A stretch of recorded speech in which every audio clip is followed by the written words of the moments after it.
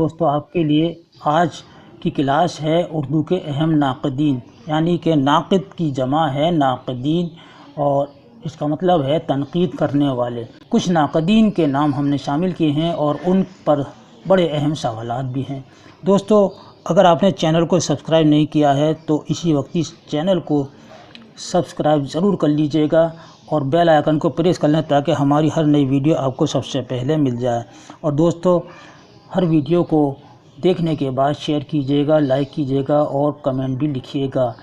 دوستو میں آپ کے لیے ہی ویڈیو تیار کرتا ہوں اور جتنی محنت اور لگن سے میں آپ کے لیے یہ ویڈیو تیار کرتا ہوں تو آپ کا فرض ہے کہ آپ اچھی طرح سے اپنے امتحان کی بھی تیاری کریں، اور اللہ تعالیٰ سے دعا کرتا ہوں کہ اللہ تعالیٰ آپ کو اپنے مقصد میں کامیاب کرے، اپنے امتحان میں اچھے نمبروں سے کامیاب کرے اور آپ کو جلد سے جلد نوکری عطا فرمائے۔ یہ میری دعا ہر وقت آپ کے لیے رہتی ہے۔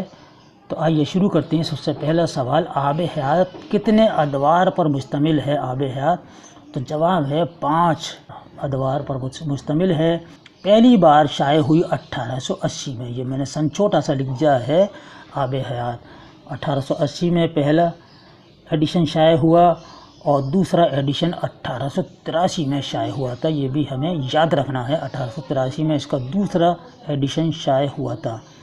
آب حیات کو آپ یاد رکھنا ہے کہ یہ اردو شعراء کا تذکرہ ہے، جس سے ایک طرف ادبی تاریخی نویسی کا راستہ کھلتا ہے اور دوسری جانب اردو زبان کی عہد بہ عہد ترقی کی تصویر سامنے آ جاتی ہے۔ آب حیات کے پہلے دور میں کتنے شاعروں کا ذکر کیا گیا ہے؟ تو 3 شاعروں کا ذکر کیا گیا ہے۔ شاہ حاتم آردو اور فغاں کا ذکر آب حیات کے کس دور میں آیا ہے؟ تو دوسرے دور میں آیا ہے۔ چوتھا سوال ہے، آب حیات کے تیسرے دور میں کتنے شاعروں کا ذکر ملتا ہے؟ تو 6 شاعروں کا ذکر ملتا ہے۔ آب حیات کے کس دور میں انشا اور مظہر جان جانا کی ملاقات ہوئی ہے؟ تو وہ تیسرے دور میں ہوئی ہے، یاد رکھیے گا دور ہے، اس میں ان دونوں کی ملاقاتیں ہوئی ہیں۔ چھٹا سوال ہے، میر حسن اور قلندر بخش جرات کا ذکر آب حیات میں کہاں ملتا ہے، یعنی کہ کہاں ذکر آیا ہے؟ تو وہ آیا ہے چوتھے دور میں۔ محمد حسین آزاد نے آب حیات کے چوتھے دور میں کتنے شاعروں کا ذکر کیا ہے؟ تو 4 شاعروں کا ذکر کیا ہے۔ 8واں سوال ہے، شاہ نصیر، غالب اور ذوق کا ذکر آب حیات کے کس حصے میں ملتا ہے؟ تو وہ 5ویں حصے میں، یعنی کہ آخری دور میں ملتا ہے۔ لالٹین کا ذکر آب حیات کے کس دور میں محمد حسین آزاد نے تحریر کیا ہے یا ملتا ہے؟ تو وہ 5ویں حصے میں، یعنی 5ویں دور میں۔ آب حیات کے کس حصے میں 9 شاعروں کا ذکر کیا گیا ہے 5ویں حصے میں؟ یا آب حیات کے 5ویں حصے میں کتنے شاعروں کا ذکر ملتا ہے؟ تو 9 شاعروں کا ذکر ملتا ہے۔ 11واں سوال ہے، امداد امام عصر کی تصنیف کاشف الحقائق کا موضوع کیا ہے؟ تو اس کا موضوع ہے عملی تنقید۔ ٹھیک ہے، اس کا موضوع کیا ہے؟ تو اس کا موضوع ہے عملی تنقید، اور یہ 1897 میں شائع ہوئی تھی، جس میں 2 جلدیں ہیں، یعنی 2 جلدوں پر مشتمل ہے کاشف الحقائق۔ امداد امام عصر کو شمس العلماء کا خطاب سے کب سرفراز کیا گیا تھا؟ تو 24 مئی 1889 کو شمس العلماء کا خطاب ملا تھا۔ سید وحید الدین خان کس ناقد کے والد کا نام ہے؟ تو امداد امام عصر کے والد کا نام ہے سید وحید الدین خان۔ کاشف الحقائق کتنے حصوں پر مشتمل ہے؟ 2 حصوں پر، اور 1897 میں یہ شائع ہوئی تھی۔ امداد امام عصر کا انتقال 17 اکتوبر 1934 کو ہوا اور پیدائش ہوئی تھی 17 اگست 1849 کو کرائے پر سرائے ضلع پٹنہ میں پیدا ہوئے، یعنی بہار میں پیدا ہوئے تھے۔ اور میں بتا دوں کہ امداد امام عصر نے ابتدائی تعلیم سید محسن بنارسی سے حاصل کی تھی۔ کس سے حاصل کی تھی؟ محسن بنارسی سے حاصل کی تھی، اور اردو، فارسی، عربی اور انگریزی زید عالم سے حاصل کی تھی۔ اور امداد امام عصر کا عقیدہ شیعہ مسلک سے ہے۔ امداد امام عصر نے کتنی شادیاں کی تھی؟ تو 2 شادیاں کی تھیں، یہ بھی ہمیں یاد رکھنے والی بات ہے۔ امداد امام عصر اردو فارسی کے عمدہ شاعر تھے، یعنی کہ امداد امام عصر اخلاقیات کو شاعری میں بہتر تصور کرتے تھے۔ کاشف الحقائق کتنے حصوں پر مشتمل ہے؟ 14واں سوال ہے، 2 حصوں پر مشتمل ہے۔ سفر نامہ روم و مصر و شام کا تخلیق کار کون ہے؟ تو شبلی نعمانی ہے۔ 1892 میں انہوں نے سفر کیا تھا، دیکھیے میں نے چھوٹا سا لکھ دیا ہے، 1893 میں شبلی نے اس کو لکھا تھا سفر نامے کو، اور 1894 میں پہلی بار شائع ہوا سفر نامہ مصر و شام۔ شبلی کی تصنیف سیرت النعمان کا موضوع کیا ہے؟ تو سوانح عمری ہے۔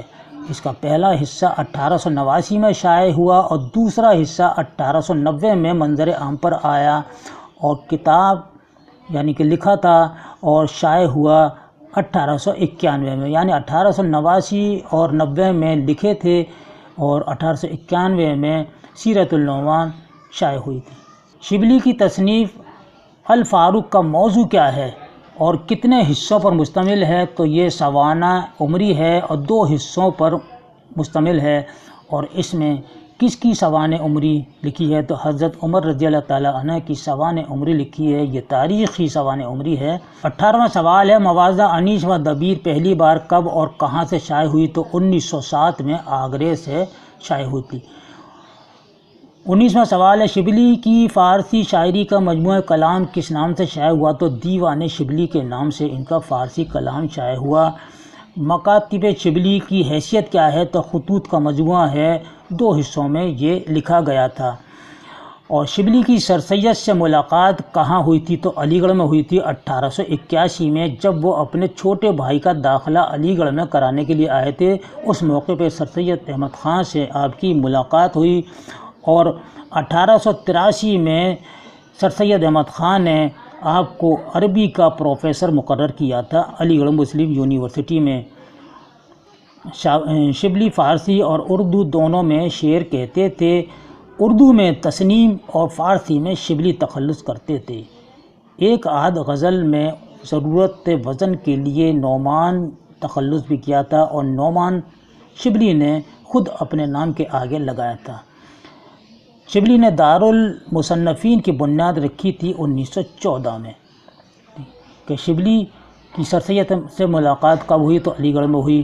اور اگلا سوال ہے دوستو کہ شبلی نے دارالمصنفین کی بنیاد کب رکھی؟ تو 1914 میں رکھی، اعظم گڑھ میں، جو آج کل شبلی کالج کے نام سے مشہور ہے۔ سید ابو جعفر کس نقاد کا اصل نام ہے؟ تو احتشام حسین کا ہے۔ احتشام حسین کی تصنیف ادب اور سماج کا موضوع کیا ہے؟ تنقید ہے، اور 1948 میں شائع ہوئی تھی۔ احتشام حسین کا افسانوی مجموعہ کس نام سے شائع ہوا؟ ویرانے کے نام سے۔ دوستو، شبلی نعمانی کو شمس العلماء کا خطاب ملا 1894 میں۔ سید احتشام حسین کی تصنیف و تالیف کی زندگی کا باقاعدہ آغاز کس سن سے ہوتا ہے؟ تو 1932 کے آس پاس سے ہوتا ہے۔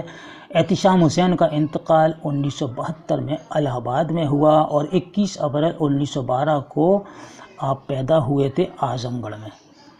اور دوستو، احتشام حسین کی تنقید کی بنیاد اشتراکی نظریات پر ہے۔ احتشام حسین تنقید میں سائنٹیفک نظریے کے قائل ہیں، یعنی سائنٹیفک تنقید سے آپ منسلک ہیں۔ ان کی بہت سی تصانیف ہیں تنقید پر، میں آپ کو بتا دیتا ہوں، یاد رکھیے گا۔ تنقیدی جائزے، تنقیدی حاشیے، تنقید اور عملی تنقید، ذوق ادب، اعتبار نظر، عکس اور آئینے، تنقیدی نظریات، اردو کی کہانی، اردو ساہتیہ کا اتہاس جو انہوں نے ہندی میں لکھا تھا، اردو ادب کی تاریخ، اور ویرانے، جیسے کہ ابھی آپ نے پڑھا ہے کہ ویرانے احتشام حسین کے افسانوں کا پہلا اور آخری مجموعہ ہے، یعنی کہ صرف ایک ہی لکھا ہے، اور ساحل اور سمندر کے نام سے انہوں نے سفر نامہ لکھا ہے۔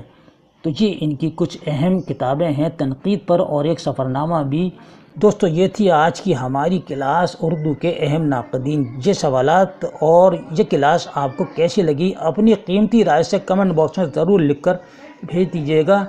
انشاءاللہ GIC کے لیے پھر ایک اور نیا ویڈیو آپ کے لیے لے کر حاضر ہوں گا۔ تب تک کے لیے اجازت دیجیے، اللہ حافظ۔